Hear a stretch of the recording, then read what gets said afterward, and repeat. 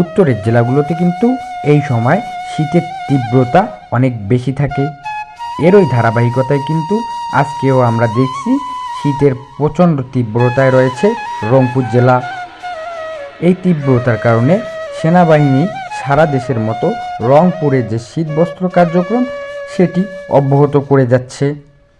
রংপুরে বাংলাদেশ সেনাবাহিনীর ৬৬তম পড ডিভিশন এবং রংপুর এরিয়ার মেজর জেনারেল কামরুল হাসান তিনি এখানে এসে উপস্থিত হয়েছেন।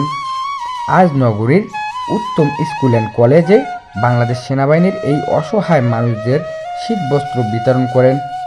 এখানে আজ মোট ১০৫০টি কম্বল বিতরণ করা হয়েছে। এর মধ্যে পুরুষ ৫০০ জন এবং মহিলা ৫৫০ জনকে কম্বল বিতরণ করেন বাংলাদেশ সেনাবাহিনী। আজকে আমরা আবহাওয়া অফিসের কাছে জানতে পেরেছি আজকের সর্বনিম্ন তাপমাত্রা ১২.৬ ডিগ্রি সেলসিয়াস।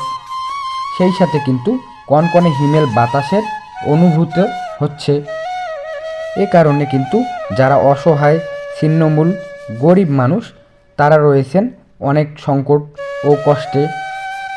তারা যাতে কিছুটা উষ্ণতা পায় সেজন্য বাংলাদেশ সেনাবাহিনীর পক্ষ থেকে রংপুর এরিয়া সেনাবাহিনীর পক্ষ থেকে এই গরম শীতবস্ত্র তুলে দেন সাধারণ মানুষের কাছে।